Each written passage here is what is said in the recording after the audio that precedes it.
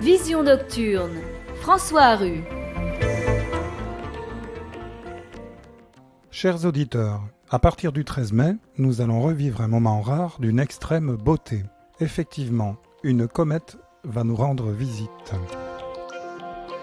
Dans 2061, Odyssée 3, le scientifique et auteur de science-fiction Arthur C. Clarke nous installe sur la comète de Halley lors de son prochain passage. À l'issue des ouvrages 2001 l'Odyssée de l'espace et 2010 Odyssée 2, cette escale cométaire nous conduit au cœur de l'astre chevelu, puisque comète vient du latin cometa. Les immenses queues de ces astres se forment à l'approche de notre Soleil, soufflées par les vents et rayonnements de notre étoile, indépendamment de la direction qu'elles prennent dans leurs orbites fortement elliptiques, très aplaties donc. C'est comme si vous soufflez sur les aigrettes d'une fleur de pissenlit tout en la déplaçant devant vous.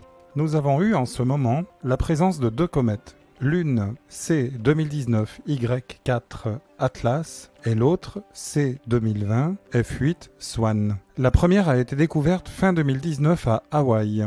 Comme pour la plupart de ses semblables, elle provient d'un lointain nuage au fin fond de notre système solaire, le nuage de Oort. En s'approchant du Soleil, soit elles arrivent à en faire le tour en respectant scrupuleusement les lois de Kepler dans leur course orbitale, soit le noyau cométaire composé de gaz gelés et de roches ne résiste pas aux considérables épreuves subies par les écarts de température et se casse comme lorsque l'on lâche un glaçon dans l'eau.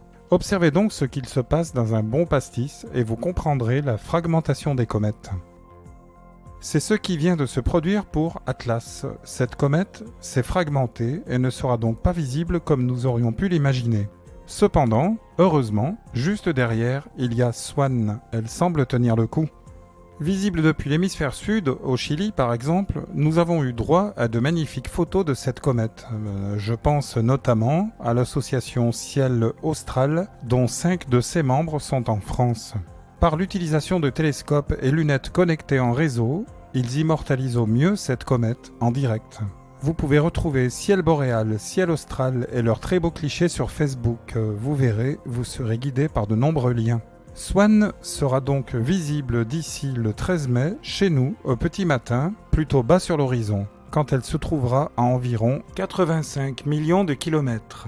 Selon les observations et les très belles images qui arrivent, sa luminosité est prometteuse, bien qu'elle baisserait un peu ces jours-ci. La comète Swan sera donc visible à l'œil nu comme une petite tache floue.